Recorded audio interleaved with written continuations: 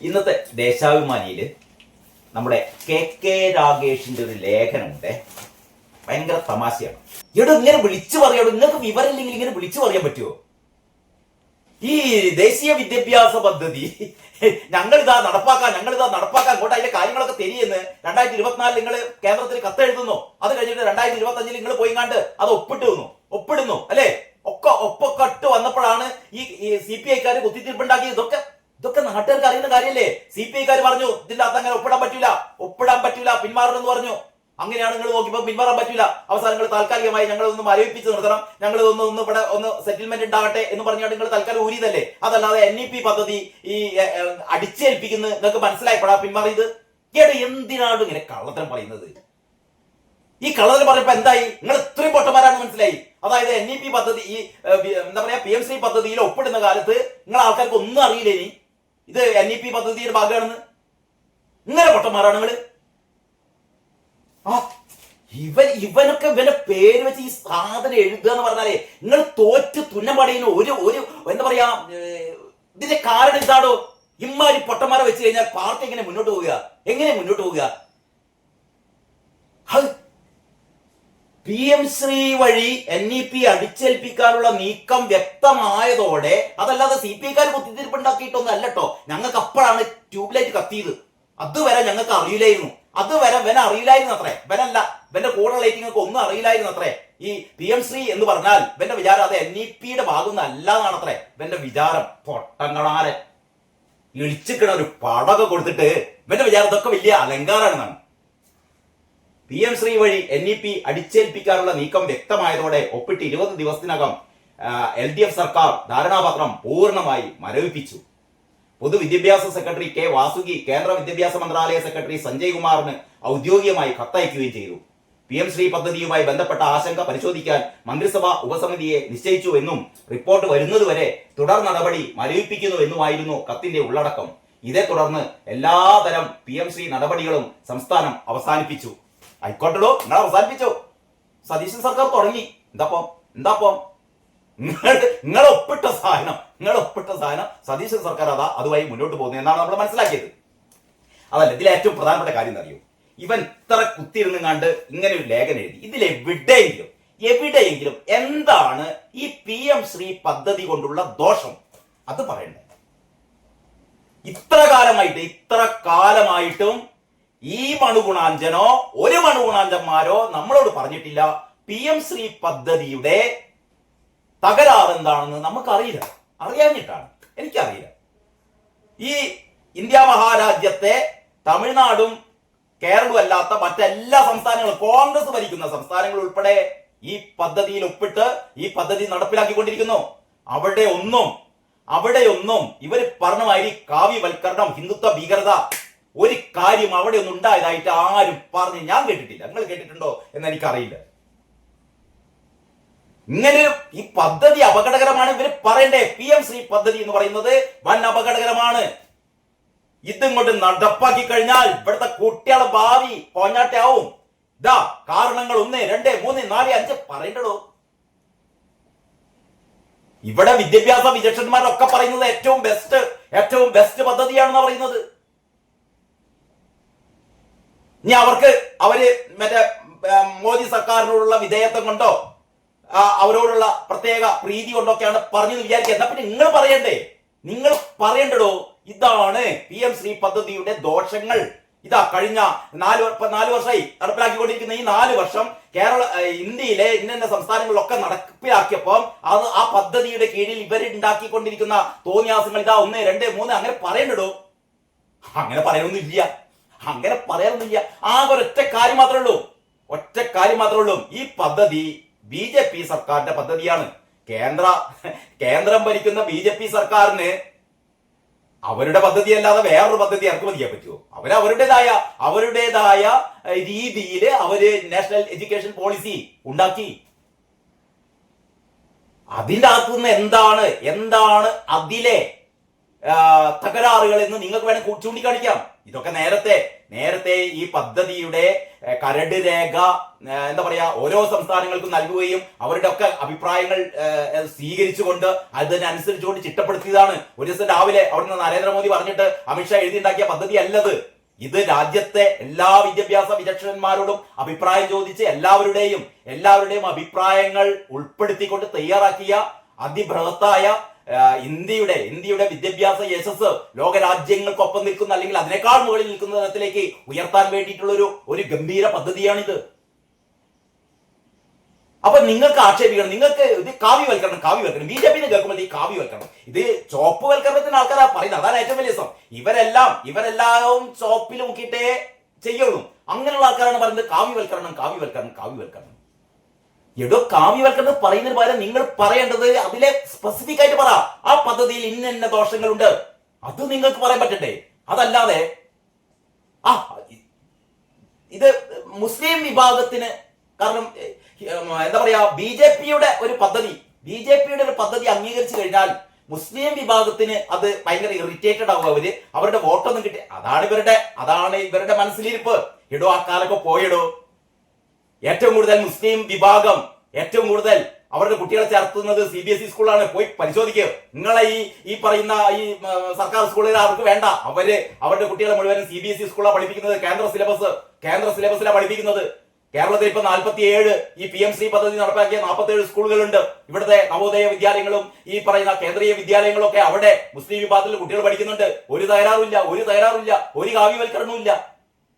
എന്നിട്ട് PM Shri UDF കീഴടങ്ങലിന്റെ ഭാഗം. നിങ്ങൾ ഈ മാതിരിയുള്ള തട്ടിപ്പ് പരിപാടി നിർത്തിയിട്ട് അടുത്ത മാസം 13, 14, 15 കോഴിക്കോട്ട് നിങ്ങളുടെ തെറ്റുതിരുത്തൽ മഹായജ്ഞം നടക്കാൻ വേണ്ടി പോകുന്നത്. അതിന്റെ സംഘാടക സമിതി രൂപീകരണമൊക്കെയാണ് കഴിഞ്ഞ ദിവസം നടന്നത്. നിങ്ങൾ ഈ തെറ്റ് തിരുത്തുക എന്നൊക്കെ പറഞ്ഞിട്ടേ ഇമ്മാതിരി മണുകുണാഞ്ചം ഭരിക്കുന്ന പാർട്ടിനെ പിടിച്ച് പുറത്താക്കി. എന്നാൽ തന്നെ പാർട്ടി എന്നാവും. ഇവനൊക്കെ വെച്ചിട്ട് നിങ്ങൾ എന്ത് തെറ്റാണ് തിരുത്താൻ പോകുന്നത്? ഇമ്മാതിരി കഴിയാന്നാവാത്ത സാധനങ്ങൾ വെച്ചിട്ട് ഞാൻ അത് വെറുതെ പറയില്ല. നിങ്ങളെന്തൊക്കെ വായിച്ചു നോക്കണം. ഇന്നത്തെ സാധനം വായിച്ചു കഴിഞ്ഞാലേ എന്താ ഇതുകൊണ്ട് ഉദ്ദേശിക്കുന്നത് എനിക്ക് മനസ്സിലാകുന്നു കേട്ടോ. ഇത്രയും പൊട്ടന്മാരാണ് ഈ പാർട്ടിയിലുള്ളത് മുഴുവൻ. ആർക്കും അതൊന്നും പറഞ്ഞു കൊടുക്കാനില്ലേ? ഈ പശുവിൻ ചത്തു മോരിലെ പുളിയും പോയി എന്ന് പറയുന്ന പോലെ PM ശ്രീ പദ്ധതി പിണറായി സർക്കാർ പോയി കണ്ട് ഒപ്പിട്ടു. അവര് അതൊന്ന് പിന്മാറിയിട്ടില്ല. തുടർന്ന് വന്ന VD സതീശൻ സർക്കാർ ആ പദ്ധതിയുമായി മുന്നോട്ട് പോകാൻ ഏതാണ്ടൊക്കെ തീരുമാനിച്ചിരിക്കുകയാണ്. അവരുടെ ഫൈനലായ ഒരു തീരുമാനം വന്നിട്ടില്ല. അത് മന്ത്രിസഭ ഉപസമിതി പരിശോധിച്ചുകൊണ്ടിരിക്കുകയാണ്. കാരണം അതിന്റെ MOUവിൽ വളരെ കൃത്യമായി പറയുന്നുണ്ട്, അങ്ങനെ ഒരു സംസ്ഥാനത്തിന് പദ്ധതിയിൽ നിന്ന് ഏകപക്ഷീയമായി പിന്മാറാൻ പറ്റില്ല എന്ന് പറയുന്നുണ്ട്. അതേ അവസരത്തിൽ കഴിഞ്ഞ ദിവസം പാർലമെന്റിൽ കേന്ദ്രമന്ത്രി ഒരു മറുപടിയിൽ പറഞ്ഞു, സംസ്ഥാനം നടപ്പാക്കാൻ താല്പര്യമെങ്കിൽ സംസ്ഥാനത്തിന് നടപ്പാക്കണ്ട, അവർക്ക് പിന്മാറാം. ഏത് അടിസ്ഥാനത്തിലാണ് പറഞ്ഞതെന്ന് എനിക്കറിയില്ല. ഏതായാലും MOUവിൽ വളരെ കൃത്യമായി ഒരു സംസ്ഥാനത്തിനും അങ്ങനെ ഏകപക്ഷീയമായി പിന്മാറാൻ പറ്റില്ല എന്ന് പറഞ്ഞിട്ടുണ്ട്. മാത്രമല്ല, നമ്മുടെ രാജ്യത്ത് തമിഴ്നാട് ഒഴികെ എന്ന് പറഞ്ഞാൽ തമിഴ്നാടും കേരളവും ഒഴികെ മറ്റെല്ലാ സംസ്ഥാനങ്ങളും ഈ പദ്ധതിയിൽ അണിചേർന്നു. ഈ പദ്ധതിയുടെ പ്രവർത്തനങ്ങളായി മുന്നോട്ട് പോകുന്നു. ഈ പദ്ധതി 2022 തുടങ്ങിയ പദ്ധതിയാണ്. 2027 അവസാനിക്കുകയാണെന്ന് പറഞ്ഞാൽ ഒരു വർഷം കൂടിയേ പദ്ധതിക്ക് ബാക്കിയുള്ളൂ. ദേശീയ വിദ്യാഭ്യാസ പദ്ധതി ഏത് പ്രകാരമാണ് നടപ്പിലാക്കേണ്ടത്, എങ്ങനെയൊക്കെ ആയിരിക്കണം പുതിയ വിദ്യാലയ സംസ്കാരം, അതിനനുസരിച്ചുള്ള പാഠ്യപദ്ധതി എങ്ങനെയായിരിക്കണം വിദ്യാർത്ഥികൾ ലോക നിലവാരത്തിലേക്ക് വിദ്യാർത്ഥികളെ എങ്ങനെയാണ് ഉയർത്തുക എന്നതൊക്കെ അടിസ്ഥാനപ്പെടുത്തിക്കൊണ്ട് ഏറ്റവും മികച്ച ഒരു വിദ്യാഭ്യാസ പദ്ധതിയുടെ അതിന്റെ ഒരു ഫ്ലാഗ്ഷിപ്പ് പ്രോജക്റ്റ് ആണ് ഈ പറയുന്ന PM ശ്രീ പദ്ധതി എന്ന് പറയുന്നത്. അപ്പൊ അത് സംബന്ധിച്ച് നമ്മുടെ KK രാഗേഷ് ദേശാഭിമാനിയിൽ എഴുതിയ ലേഖനമാണ് PM ശ്രീ UDF കീഴടങ്ങലിന്റെ ഭാഗം. എന്താണ് UDF കീഴടങ്ങലിന്റെ ഭാഗം? ശരിക്കും ഈ മനുഷ്യനെ എത്ര കിട്ടിയാലും സഖാക്കന്മാരൊന്നും എത്ര കിട്ടിയാലും പഠിക്കില്ല എന്ന് പറഞ്ഞ മാതിരി KK രാഗേഷൊക്കെ ഇവൻ എന്നോ രാജിവെച്ച് പോകേണ്ടതാണ്. ഇവൻ അത്യാവശ്യം മോളുണ്ടെങ്കിൽ ഇവൻ ചെയ്യേണ്ടത് എന്നോ രാജിവെച്ച് പോവുകയാണ്. കാരണം നമുക്കറിയാലോ, പാർട്ടിയുടെ CPM-ന്റെ കോട്ടയാണ് കണ്ണൂർ ജില്ല. ആ കണ്ണൂർ ജില്ലയിൽ പാർട്ടിയെ കുത്തുപാളെടുപ്പിച്ച ഏറ്റവും പ്രധാനപ്പെട്ട വ്യക്തി ആരെന്ന് ചോദിച്ചാൽ രണ്ട് ഉത്തരമില്ല, അതിലൊറ്റ ഉത്തരേ ഉള്ളൂ. കെ രാഗേഷ് എന്ന് പറയുന്ന കണ്ണൂർ ജില്ലാ സെക്രട്ടറി. എങ്ങനെ പയ്യന്നൂര് നഷ്ടമായി, എങ്ങനെ തളിപ്പറമ്പ് നഷ്ടമായി, ഒക്കെ കാരണം, എല്ലാറ്റിനും കാരണം ഇവൻ മാത്രമാണ്. വായ തുറന്ന വിഡ്ഢിത്തെ പറയുള്ളൂ, വായ തുറന്ന വിഡ്ഢിത്തെ പറയുള്ളൂ.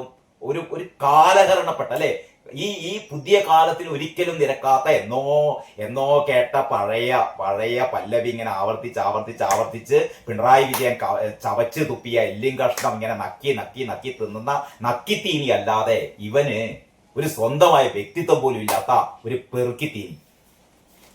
ഏതായാലും ആ ഒരു ലേഖനത്തിലെ ഒന്ന് രണ്ട് കാര്യങ്ങൾ എന്താ അറിയോ?